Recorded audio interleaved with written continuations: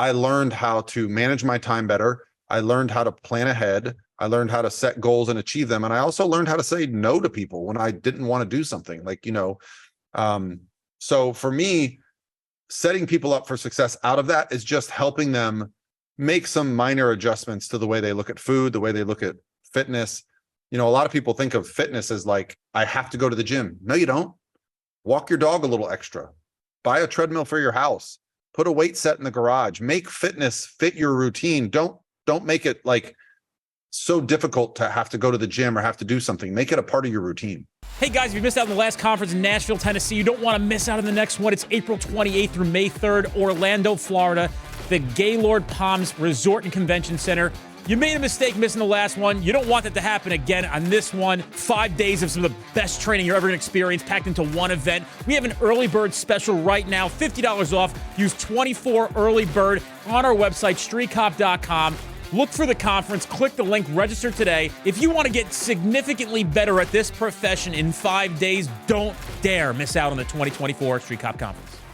111, 110.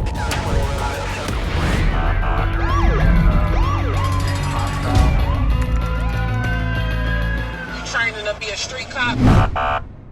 Hey guys, welcome to this episode of the Street Cop Training Podcast. I'm your host, founder, and CEO. My name is Dennis Benino, and this is our podcast with Paul Revelia. Did I get that right? I say Revelia, but I accept all. My last name's Benino, dude, and people fuck this thing up nonstop, and it's just not that hard. But I was close. So Revelia, Paul Revelia, nice Italian last name, I'm assuming, right? Yeah. Paul has a significant following on Instagram, amongst other platforms, but let him tell you what he does. Some cool content out there. That's kind of how I found you. I was seeing shit related to me, and I'm like, look at this. It was actually the transition video where you were like 30 days out or whatever, and you're like 30 days this age, and you went from looking like this to looking shredded as fuck. So that stuff is important to me. I think it's important to a lot of people because I think at 41 going on 42, I am still figuring things out about diet and nutrition, which I'm sure you have a big grasp on as doing what you do. But without further ado, first of all, thanks for being here. Number two, tell us who you are and what you do. I mean, the big picture, what I do is I'm a coach. I coach athletes. I myself compete in bodybuilding. I have been for 15 years. I started as an athlete and then just got interested in kind of manipulating my body.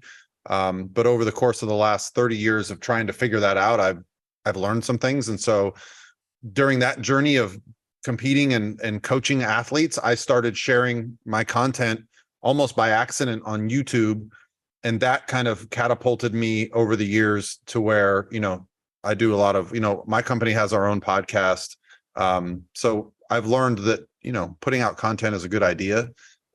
It's kind of against my grain, because I'm a 47-year-old guy. So I didn't grow up with social media or the internet or any of that stuff. So I've had to pay attention to some of my peers and get out of my own way. And I've learned a lot from people like Gary Vee. But at this point, I own a company called Pro Physique. We have about 40 employees, 30 of which are coaches. We have a whole staff of people that help with, the back end stuff, the website stuff, the development stuff. But I still at the core, I'm just a coach trying to learn everything I can and put out some information to help people and some platforms to help people. Where'd you grow up? Tarpon Springs, Florida. It's just right outside of Tampa. You still in Florida? Yeah. So I've moved all around Florida, but my wife and I settled back in the Tampa area after our first son was born, getting close to the family stuff, as a serial dater into my 30s. Once I got married and had kids, it was like, oh, I'm going to go back to that place where those people really helped me. Dude, Florida must have been a hell of a place to grow up as a single dude. I lived in Fort Lauderdale and Orlando for the greater portion of my single years, and I will confirm that it is a good place to be single for sure. Yeah, dude. I mean, I feel like Florida is one of those states, like when you're from there, you don't leave there. It's oddly enough, it's how Jersey is too, as strange as that may sound, because it's a very unique experience here. And I'm sure you have about half of your friends and neighbors are from New York and New Jersey at this point. Oh yeah. When I go to baseball games for like a Yankees-Rays game, I feel like it's a Yankees home game. Mm-hmm. But I feel like what's funny about Florida, we're kind of our own country. So like, depending on, maybe Jersey's the same way, depending on what phase of your life in, you move to different parts of the state, right? So like when you're young and you want to party, go to Fort Lauderdale. When you get a little bit older, move back up to Tampa, Jacksonville. So like, just depends what phase of your life you're in. It's an amazing state. It's a great state, and it's fucking hot as fuck. It's really hot, but when you grow up here, I think you just adapt to it. I don't know. I feel I'm cold any other place I go. So yeah, I'm just used to it. My wife and I, we go skiing and stuff, and I'm there for about a week. I'm like, nope, done with this. So I get it, dude. Like a whole I honestly agree. So the weather here does get bitter, and it's very annoying. And if I could be a snowbird, I would. But unfortunately, our company's a little premature for me to not be here as much as I have to be here to ensure that the growth continues. But dude, I figured, we could go into a few questions off the top of my head of like, what are some of the things that you could share with our community about, let's call it like maybe top 3 nutritional factors that people should take into consideration that might, iterate a significant change in how they look. So everybody wants to look good. You know what I mean? Yeah. So, I'm going to probably correlate a lot of my story to this, and you'll probably be able to, in some selfish way, tweak some of the things that I'm doing, give me some advice as well. Yeah. But let's start with that. Let's start with like 3 things that everybody should know about their diet and their appearance. Yeah, I think even nowadays there's so much overwhelming information about, should you be doing cold plunges? Should you be avoiding seed oils? There's all this almost like, you almost feel like paralyzed because there's so much nutrition information out there. The first thing I ever do with someone that says to me, hey, I want to look like this, or I want to lose this weight, I go, okay, well, what's your diet look like right now? Well, I kind of eat this and I kind of eat that. I say, plug it into an app. We have this amazing technology now where you can literally, any restaurant you go to, any food that you eat has a barcode. You can literally plug it into an app and have some accountability. And what I almost always see is that people are way over consuming fat and way under consuming protein. And if you just switch those around, that will literally change you, because you'll be less hungry. You'll also improve your body composition and performance. And so that's the first thing. If you want me to give you 3, track, focus more on your protein. And the other would be, don't demonize foods. Don't create a binary thinking where like, I'm eating healthy and I'm not eating healthy. All food is healthy unless you have a disease or you have some type of situation where like, I can't have dairy because I'm lactose intolerant or sensitive to it.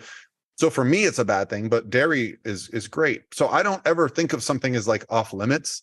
That kind of thinking allows me to just go, I'm in the mood for a burger and fries. I'm going to fit that into my numbers today and just move on with my life and not call it a cheat meal, right? Because I think that type of thinking, you go, I'm off my plan, I'll just get back on Monday. Meanwhile, it's Wednesday, right? So those would be my 3 big ticket items, is not getting too caught up in the doing the right thing or the wrong thing, but just kind of being consistent. You find as a coach, when you have clients, that there's people have different body compositions, and programs should be tailored individually to, depending on what the goals are of the person in some sense? Yeah, absolutely. Because I work specifically mostly with competitors at this point. So, depending on what division they compete in, I've got to work on their physique to say, we need to bring up this body part so it's in unison with the rest of the physique. So when I first started coaching, I didn't have the luxury of hand picking the clients I worked with. So I worked with people that were cyclists, marathon runners, power lifters, bodybuilders, just the average person that wants to lose 20 pounds. So creating a program based around their lifestyle, I think, is the most important thing. Not trying to make everyone adhere to my style of training and living, but going, okay, what days can you train? Cool. You can only train 4 days a week. Okay. I'm going to write a program based around that. Not saying, you've got to take a complete departure from your life as a mom, a husband, a friend to do this. And the adherence goes way up when it fits someone's lifestyle. What are some of the reasons that people fail when you're giving them coaching? Is it just a failure? They just don't want to do it? How do we get people into the mindset of like submitting? This is what you want to look like. This is the result. You have to get into a stage of your brain where you're going to commit to something like this. Where's the failure has been, where the success has been? The most common reason for failure is that we don't have a deadline, right? So if you just tell me like, I kind of want to lose 10 pounds, that's an awesome goal, but kind of wanting to lose 10 pounds is usually going to get trumped by man, my friend's in town. I haven't seen him in a couple of weeks and he wants me to meet him at the bar.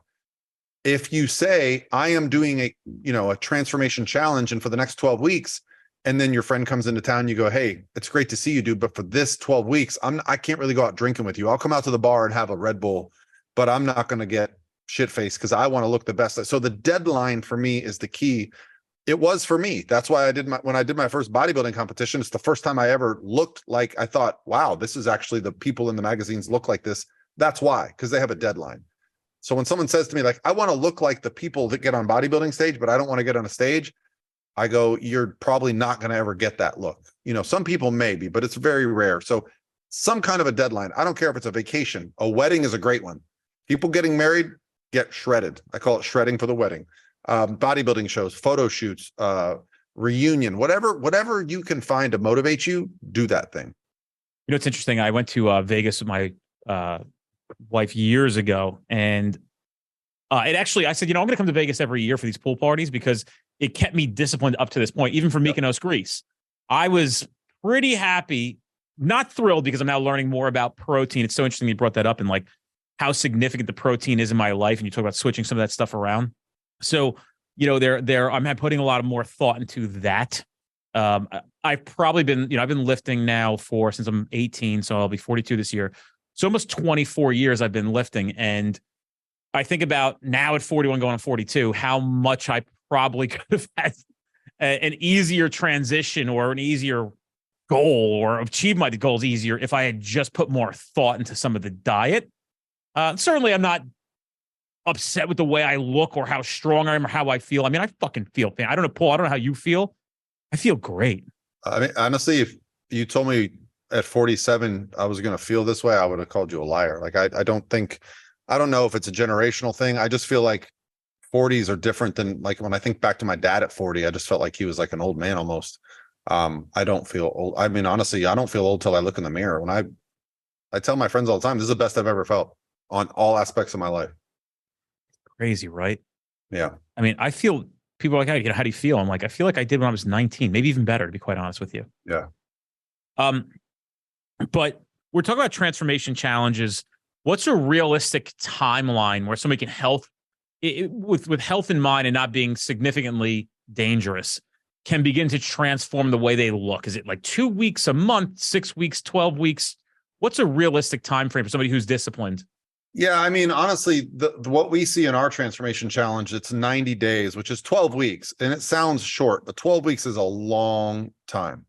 I mean, those people are seeing, some of our champions are, losing 25, 30 pounds of body fat, adding some muscle, to the point where people even question if it's really 90 days. And I'm like, well, we're paying them $50,000. So we are making sure we are vetting that these are real.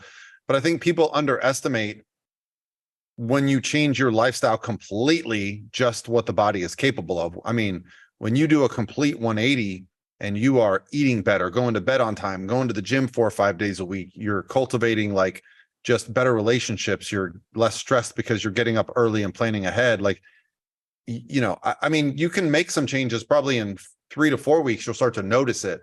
But I mean, those everlasting changes, I would say at least 60 days would be the minimum, because we've looked at what's the best way to do a challenge. 90 days just seems to have the most impact for setting people up for success once the challenge is over. Because the last thing I'd want to do is just have a bunch of people lose weight and then gain it all back and be in a worse place.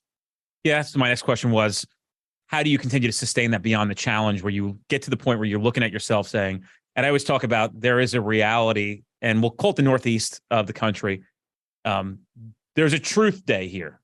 And the truth day is the first day you're going swimming and people are over. That is the truth day. This is the truth of what you've done. This is me. I'm just like, man, you take your shirt off. You're like, fuck, here's the truth. It really is. I mean, when you get naked and look in a mirror, the truth isn't any more true than when you look at yourself. What have you done to yourself?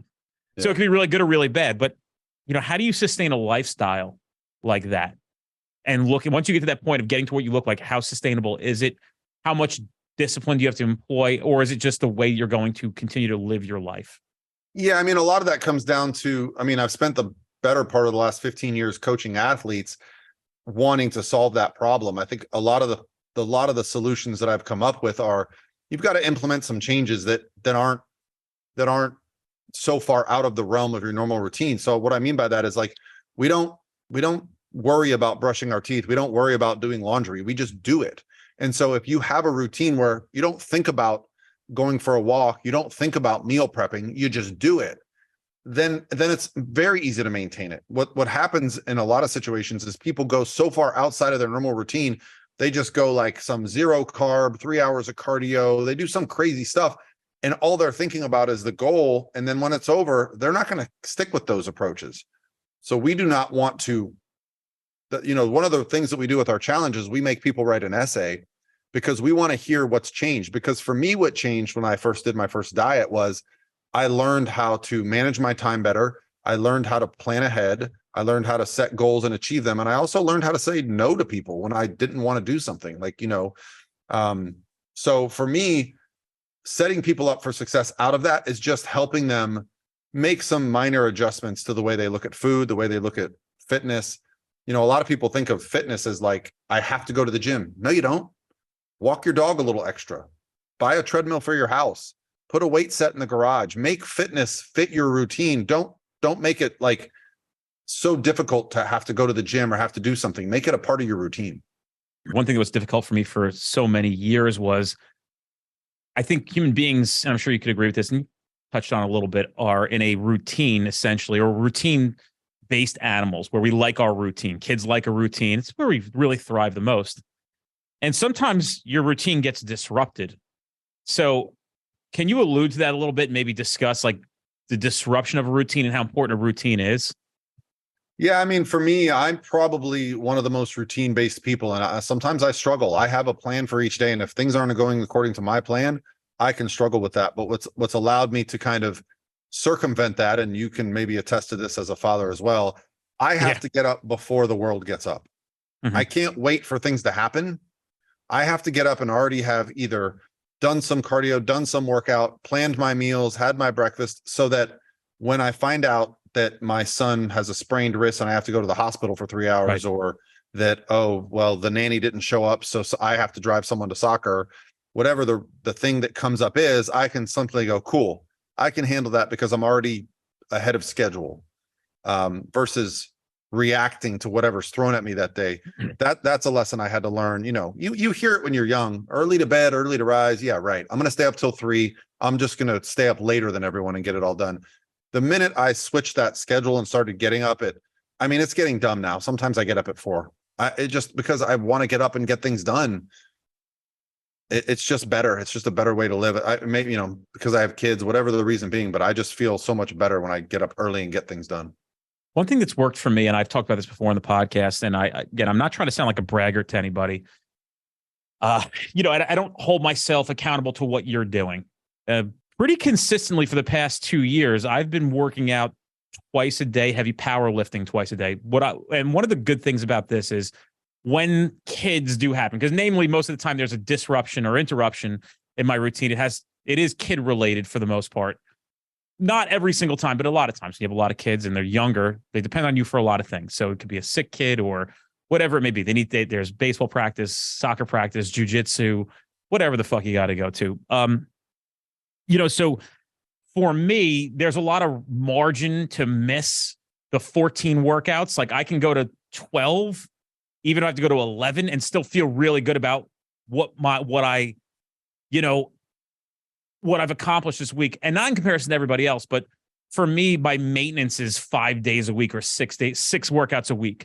I feel like at this age, I really see significant change in strength at 12 plus a week. I mean, I got to tell you, dude, I'm 41 and I do heavy powerlifting, and people come over and work out with me sometimes and like, dude, you're fucking strong. I'm like, yeah, I know. Like this is not a brag. I'm in here. I've been doing this I've been working out for 24 years. I've been doing twice a day for about 2. And dude, I'm stronger than I've ever been. I feel fantastic. And people will often caution, like, I think it's too much. Well, like, I actually don't think it's too much at all. As a matter of fact, I've been trying to life hack a little bit of how I can knock out 3 a day and just start implementing more cardio. And I guess that leads me to my next question is, is there a cardio versus weightlifting ratio that we should be looking at? Because I got to tell you, I don't do really any cardio. I should be doing more of it, but while I'm powerlifting the way that I do, my heart is racing, my breathing is intensified, but I could be doing more cardio for sure. Things that I'm constantly trying to play with in my life. Yeah, I mean, cardio, I think for me, for many, many years, it was a bad word. Like, it was the thing that you had to do to punish yourself. You know, I played sports growing up, and running was the punishment. So for me, cardio was a thing that I avoided. I learned early on when I started doing bodybuilding competitions, and I would start contest prep, and my coach would give me some cardio to do. There would be this euphoric period of about 8, 10, 12 weeks where I just felt better. And I never correlated it with the cardio. I correlated it with, okay, I'm focused, I'm eating better. What I soon realized was I just feel better when I get up and do some cardio. Now, there is such a thing as cardio that is too intense to recover from, but I literally have a treadmill right here. If I don't get up and walk on my treadmill every morning and get sweaty, I don't feel as good. My brain doesn't work as well. My back bothers me. So for me, I think there is a certain amount of at least lifestyle cardio that is beneficial. If you're familiar with the research on blue zones, there's these 7 or 8 areas of the world where the average age of the population reaches 100. And they look at the lifestyle factors of these blue zones, and they say, what are some of the common factors? Without a doubt, one of them is that they are getting a lot of non-exercise activity. Their daily routine requires them to walk from place to place, right? Some of them are like third world countries where they're walking to and from a water source, to and from a market. But if you think back to like high school, and everyone goes, well, why were we in such good shape in high school? I don't know about you, but I rode my bike to high school. I walked from class to class. I had PE. I rode my bike home. I never, you're moving all day. And then you go to college or a job and you just do this all day, plunk. And I think even though it can be a small amount, it adds up over the weeks and months and years. And since I've started doing this daily walking routine, which I've documented a lot on YouTube and stuff, I've just never stayed lean so easy. And walking has had zero negative impact on my strength. If anything, I've gotten stronger. My recovery is better. My digestion improves. My joints are happier. So I think there is a amount or a minimal dose of daily activity that we need to be our best versions of ourselves. That's really good. I mean, people are listening to this, and what do you say to somebody? Unfortunately, I think their report just came out that like 40% of police officers are obese, and I can explain why that is in some sense. That's not the majority of our listeners. Okay, so maybe the majority of our listenership has some correlation to law enforcement, but we got 600,000 subscribers now, somewhere in the ballpark of that. They're clearly not all cops. So with that being said, I can explain why. It's because they're overworked. They have to find nutritional sources when they can. We're down in this country 90,000 cops from where we should be. So we're supposed to be at like about 750,000 cops. We're down to about 660,000. Is that from the 2020 when all the strikes were happening and they were shutting down the police municipalities and stuff? This is from nobody wants to do this fucking job when nobody gives them the benefit of the doubt and the support they need to do this job. So like the idea that you're going to go make 65 or 70 or 100 or $120,000 a year and possibly go to jail, in their minds at least, or you're working for an administration that doesn't support you and you have to make split-second decisions. And if you're wrong, you might be going to prison, or they're watching videos, which is not the norm, but people have gotten this very brazen attitude that they can disrespect law enforcement. And I was thinking about the other day, like we didn't tolerate that. I mean, I started this profession 22 years ago. We were zero tolerance. We wouldn't even allow kids to curse in front of us. And so they knew that. They knew there were repercussions that if you start to fuck with us, we were not taking it. We were not tolerating it. And there was an inherent respect where I think there is still, but the ones who are brazen have become more brazen towards law enforcement. And we're human beings. Nobody wants to be treated like a piece of shit. And then there's no repercussions there's nothing you can do. Like you're doing this job that really, in some sense, people should really be admiring the work that you do because you're doing it for so little and seeing such horrible things and enduring this awful stuff. So I think some of the communities where the police are no longer present, they're starting to feel the effects. I mean, I've heard things in Atlanta, San Francisco, Seattle, like friends that live there that they're like, no, people are just getting out now. Oh, it's wild. Oh, dude, it's like they're not. Here's the good news for you. They're all going to Florida. Right? Like, I mean, it's fucking crazy, but I know at least 5 guys here in New Jersey, which was unheard of 22 years ago, that just left. I mean, 10, 12 years into it and just went to Florida because they understand the overall support from your governor and all the sheriffs there of law enforcement, and they like the idea of how red the state is and how much support they receive. That's a big part of why these men and women are flocking to the South. They're sick of these fucking politicians just making them political pawns and essentially making the job 10 times more difficult. And now they're paying the consequences. But the cool thing is they don't care because it doesn't affect them in their ivory towers and their suburbs and their beautiful neighborhoods where these politicians live. It affects the men and women of law enforcement and the citizens of communities that are impoverished. They don't have the resources to offer. I mean, you got agencies here making $190,000 a year as patrolmen. They have no problem fulfilling their vacancies. But you have agencies here still making for New Jersey $70,000, $65,000, $80,000 a year.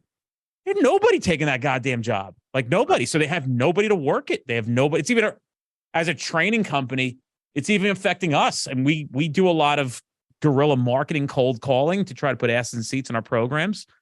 And we hear the same thing over and over again lately is like, we have the money. We don't have the people to send. We have nobody. They're dismantling specialized units and putting them back to patrol to service the basic needs of society. It's fucking wild. That is crazy. I mean, they're destroying the NYPD guys. You can look at anybody from the NYPD. They're hitting these guys 14, 16-hour shifts, 6-7 days a week. And if you look at them, they look horrific. They're fat. They're out of shape.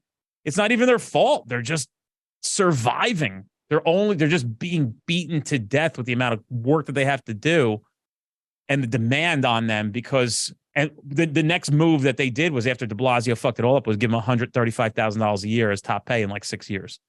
But dude, what they don't realize now is today's generation doesn't value money in that. There's some value to money, but we clearly see it. They value purpose and respect more than they do material items. Hey guys, follow us on all social media platforms to include Instagram, Twitter, Facebook group.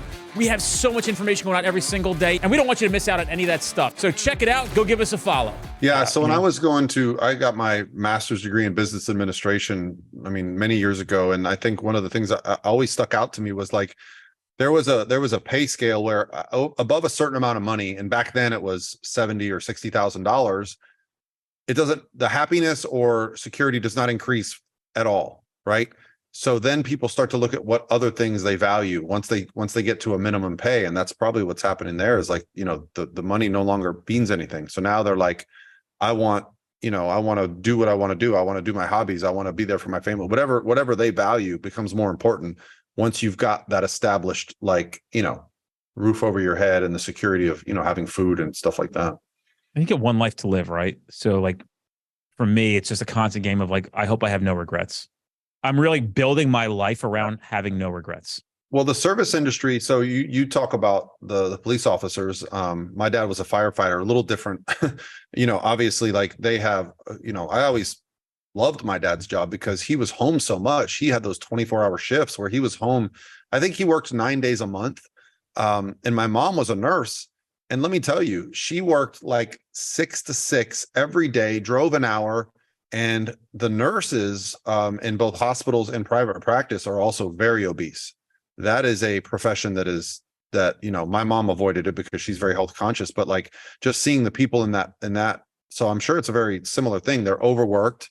They are inundated with food that is calorically dense. Everyone wants to bring nurses like donuts and things like that. So I just I work with some clients who are nurses who do bodybuilding, and they always tell me like, oh, it's impossible to eat at work because it's just cakes and donuts and desserts all day. That's all people have. And they're running around slamming a coffee, eating a piece of cake, going between patients. So it's definitely a situation where, if we don't take care of those people, they're not going to be around long enough to take care of us, and no one's going to want to fill those jobs.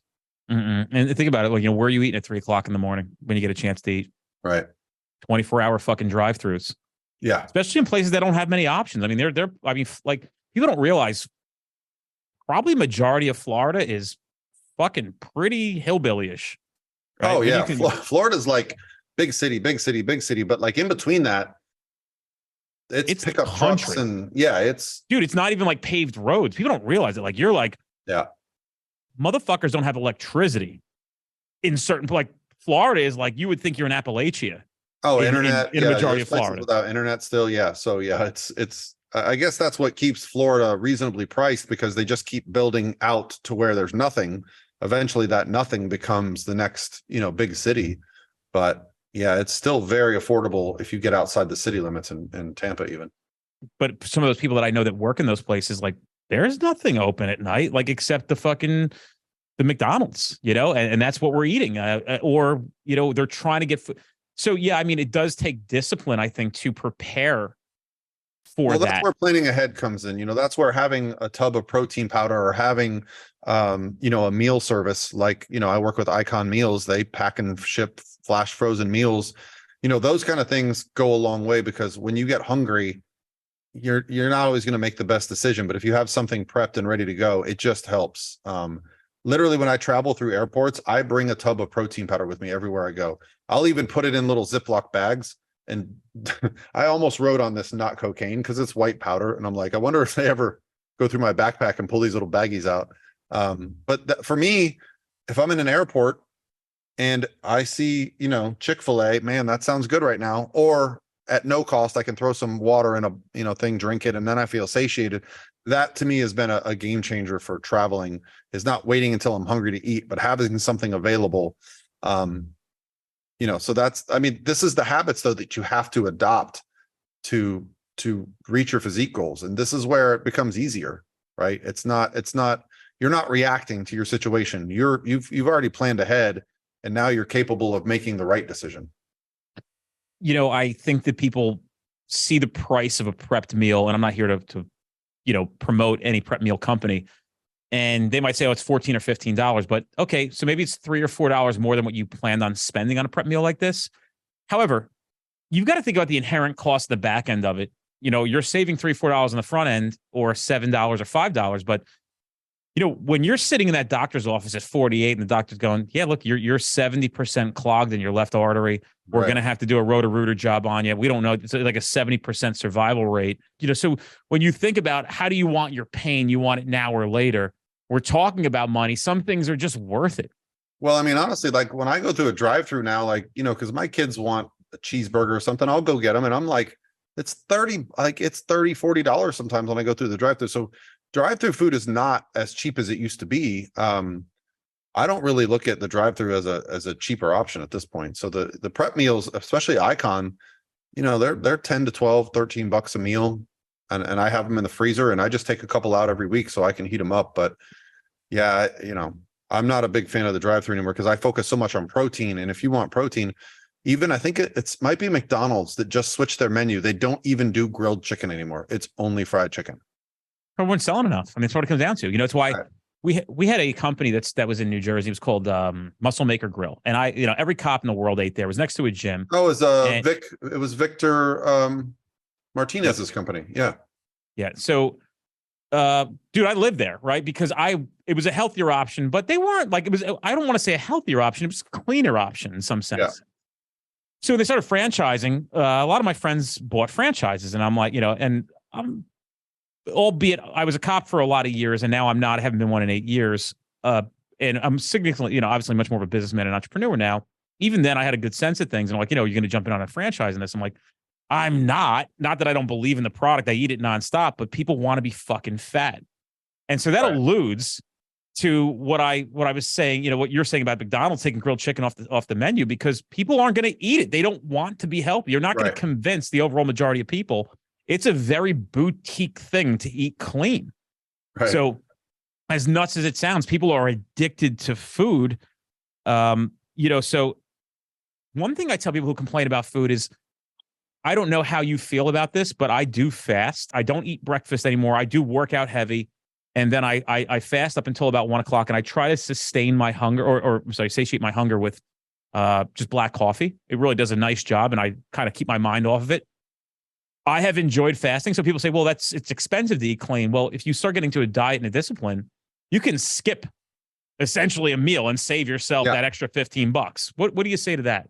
Yeah, I mean, fasting is obviously very popular, because I think first thing first, it teaches us to retrain our brains that every time we have a slight inkling for hunger, we're not going to die if we miss a meal, right? You just get comfortable. And honestly, like if you had to ask me, like, what's the one thing that's caused the obesity epidemic in this country. When I was growing up, when you went to get an auto part from the auto parts store, you weren't faced with an entire rack of candy bars and sodas. Everywhere you go, when you check out, there is snacks and candies and soda everywhere you go. It's almost impossible not to get something when you're checking out.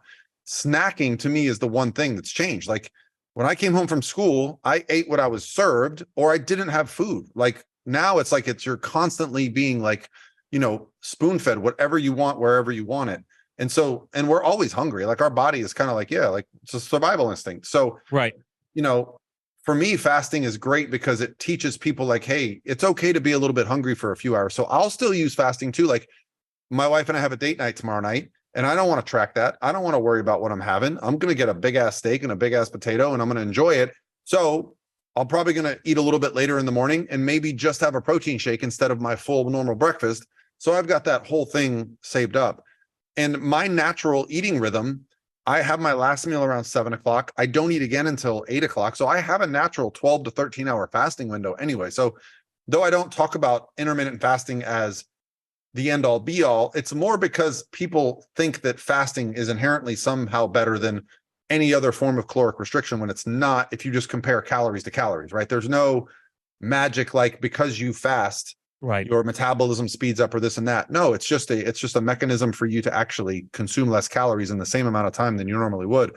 So I think it's a great idea. I tried a little 16-8 fast. I just struggled getting all my food in those 8 hours. So for me, it's more of like a 12-12. I usually fast about 12 hours, just naturally. Yeah.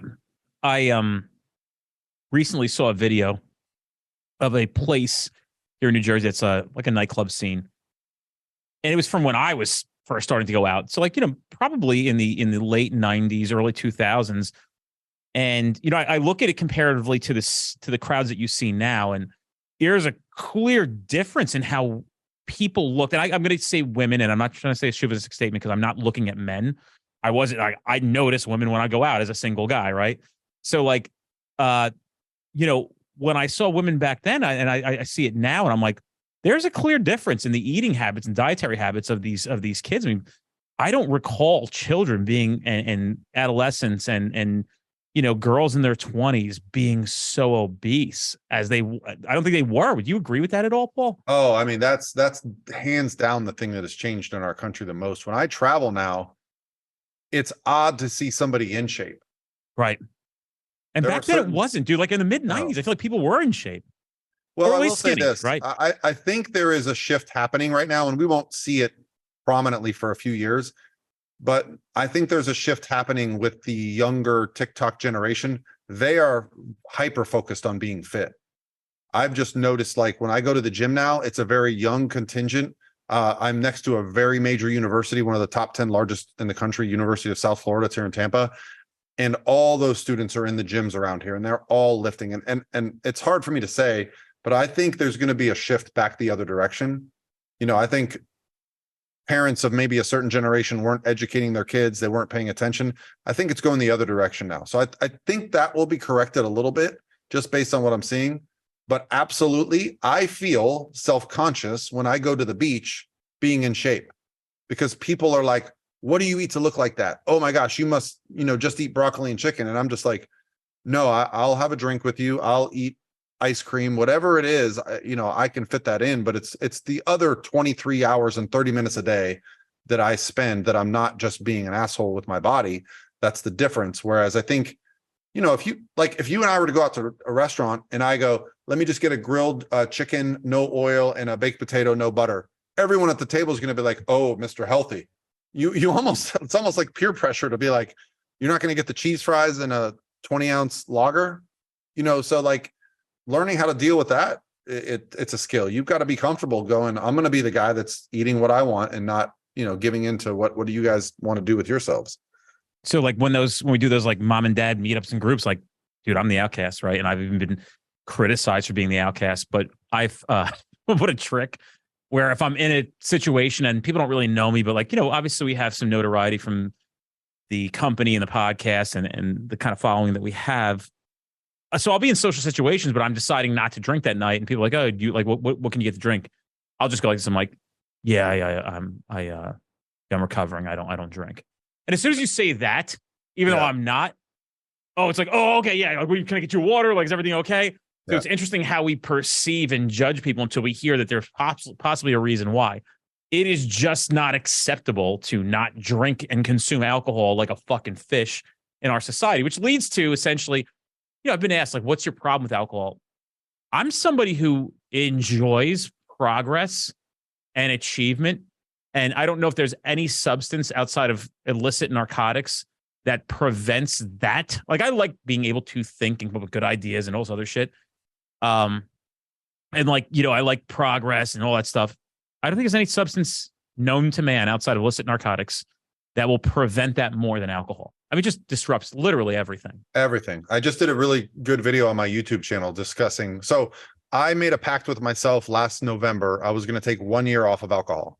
And the reason I did it wasn't because I was drinking a lot. It was because there's never a good time to say no to drinking unless you have a reason, right? So for me, I just told my wife, I told my friends, I'm not drinking for a year. No one bugs me. No one asks me if I want to drink anymore. Because if you're open to it, it's just way harder to just say no to, like, let me just buy you a shot. Hey, I travel the country every weekend. I'm at a different city at a different bodybuilding show, and someone's friend or someone's like, hey, let me buy you a drink. And I don't drink. So if you don't have that kind of, like you said, you have the canned response, oh, I'm recovering.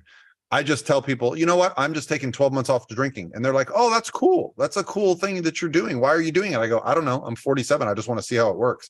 I'm 6 months in, 7 months in.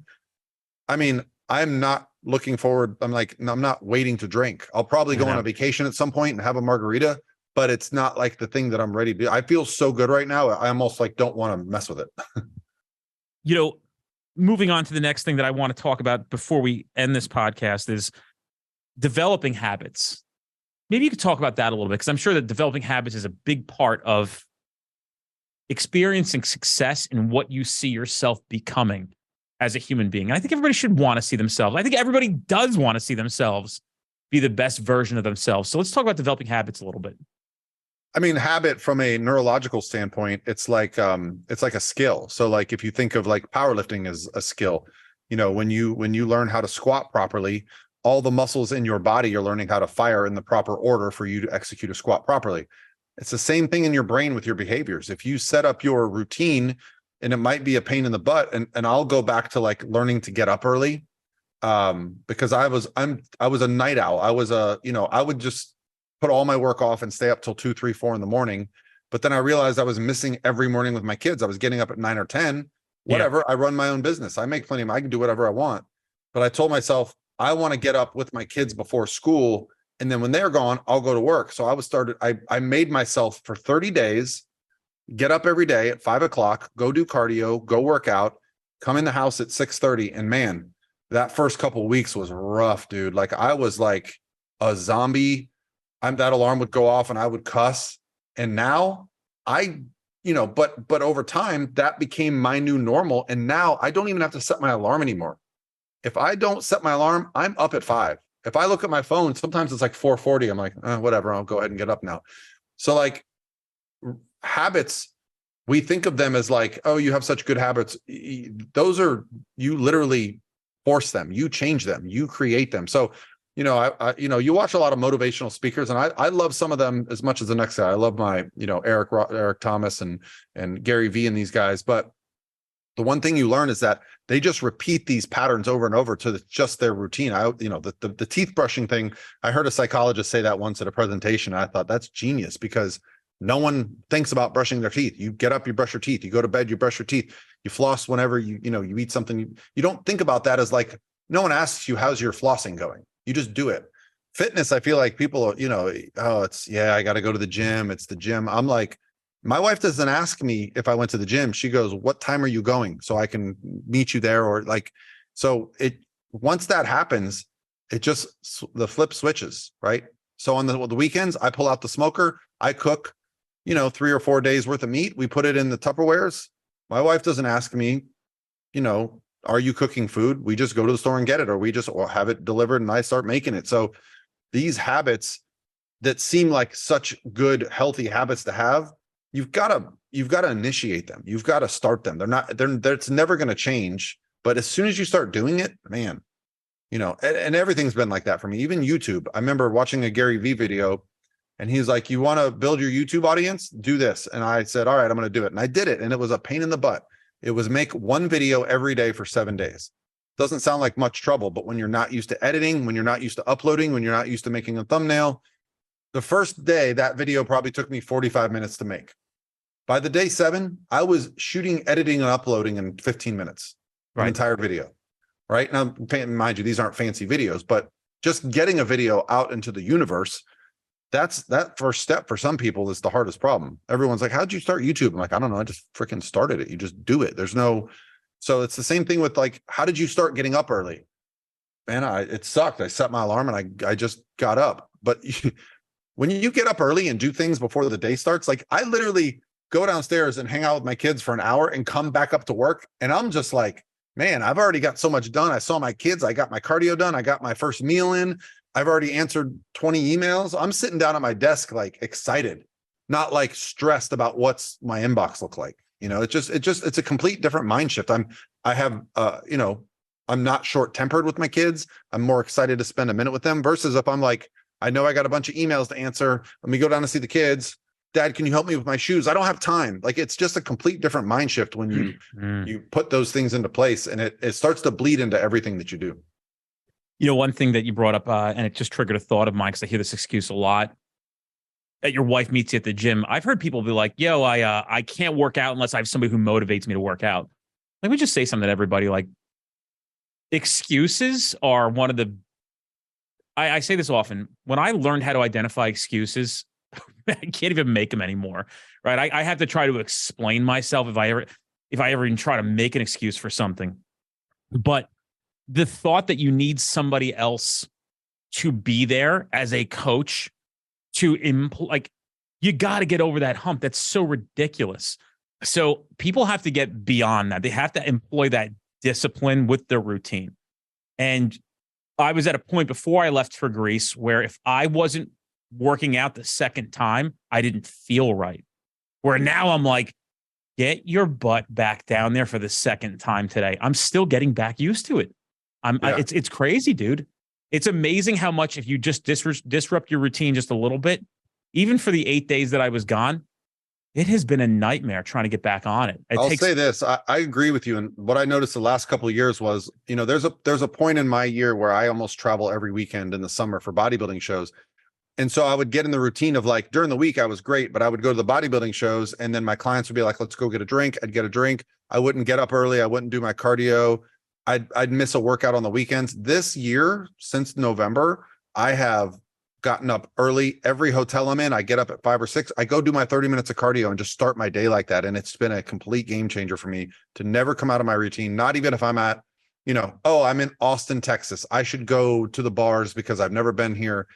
I've kind of rewound that back this year, and it's been it's just been great for me to see the positive change it's made because it's encouraged me to go, I'm doing the right thing. Like, this is the right thing for me to be doing. I've done my, drinking years, and I'm still going to have my moments, right? Weddings or bachelor party, whatever I go to, something like that. But every weekend, no, I'm done with that. Here's one funny thing. I'm dialing back how much I'm on the road because just the role in this company has changed for me. But I pick my hotels based on their gyms. Oh yeah. Like, Most of them have good gyms now. Yeah. Some of them do. Some of them are fucking horrible. But I'll even stay, I try to stay pretty close to the venue that I'm going to be speaking at. But I'll stay 40 minutes away if I can find a hotel with a better gym because I'm going to work out. If I'm there for 2 days, I'm working out 4 times. And I can pretty much I'll adjust what I'm doing at home to the machinery that's available to me on the road. And people hear conversations like this, Paul, and they say like, fuck these guys, right? Like, oh, fuck these guys. Everybody's like, why do you think, and this will be the last thing I ask you, why do you think people are so quick to say, fuck these guys when we're having a conversation like this? I mean, anytime in my life, historically, when I've said that, it's because I'm insecure, right? It's, there's probably a time in my life where I would have said, fuck that guy, like that, you're wasting your life. But, you know, you go through phases of life when you start to realize what's important. You know, for me, fitness has always been kind of a foundational thing. So it, you know, it ebbs and flows how fit I am. But the things that I've learned are, no matter how fit I am, I'm just a better version of myself when I do the routine that I do now. I am the best version of myself. And luckily for me, you know, my wife and I have been together 15 years now. We've kind of gone through those transformations ourselves. You know, we met when we were in the bar scene. She ran track for Florida State University. I played baseball in college. So like we were always athletes, but you know, we've ebbed and flowed, and now we're both in this same place where she likes to play tennis. I like to bodybuild, but we still have this fitness mentality built into our daily routines. And I got to imagine, like when we go to the beach, we look a little different than everyone at the beach. Like maybe they're all going, fuck these people. What do they do? Why do they look like this? That's how I feel. You know, like the other day, like the dads I was at the beach with, they were getting shit from their wives because they were like, oh, look how hot that girl is. Why don't our wives look like that? And they were like, well, why don't you guys look like Paul? You know, and I was like, you know, don't do that to me. But like, I kind of feel like the outcast. So I don't know, if you're insecure, that's why you say things like that. So I think the people that because if you're not insecure, you go, good for that person. Good for them. They're doing what they love. I don't question why people buy a car and spend, you know, $30,000 to make it go half a second faster than a quarter mile. I don't say fuck those people that are racing by me on the road. I go, good for you. That's what makes you happy. I'm just going to sit here and go 45 and not stress on the street. So like, I think as you age, you just realize there are so many ways to be happy, and I'm going to be happy my way. You be happy your way. But I mean, and I have a dad that's never once said a bad word about a human being on this planet. Like he's the most laid back, easygoing, just live and let live human being. And maybe that's from being a firefighter. He was a Marine. He's just seen a lot of shit. But that's how I was raised too. You know, anytime I have something negative to say about somebody, I question it and go, but why am I really saying this? It's right. I'm insecure. And that's really what it comes down to for me. Paul, I appreciate you so much for coming on here and having this discussion with me. Where can people find more about you and follow you? And I implore everybody to follow all Paul's social media stuff. It's actually cool. That's how we ended up here. We DM'd him on Instagram, got with him. You know, I'm curious if one of my best friends lives in Plattsburgh, New York. He's a homicide detective, and he's retiring in, you know, 1 year, 3 months, 14 hours, and he's already bought a house in Florida. So he's your typical guy you talked about earlier. I'm wondering if he listens to this. His name is Ron Parmeter. I'd love to hear. But really, the best way to find me is just, you know, my name is Revelia, Revelia, and you know, my favorite, most consistent platform is YouTube. I have a podcast called the Pro Physique Code. I have an Instagram page. I'm learning TikTok. You know, but I just love to share information. I answer a lot of questions on my YouTube. That's basically my format. Is I get a question that seems like something that might help a lot of people. Like, you know, hey, I'm a nurse and I can't lose weight. How should I approach this? You know, I've done videos on shift work and stuff. I just basically any question that I feel confident in answering, I stay in my lane. That's what I love to do. So I'm also going to be at just about every major bodybuilding show, you know, national show. For anybody that's in that bodybuilding circuit, come say hi. I'm a people person. I love meeting people and hearing their stories and talking. And you know, when I travel, that's why I love what I do. I love going to bodybuilding shows because I love people. Paul, thank you again, brother. I appreciate it. Good to meet you, Dennis. I'm sure I'll see you soon. Likewise. Yeah, cool, man. See you.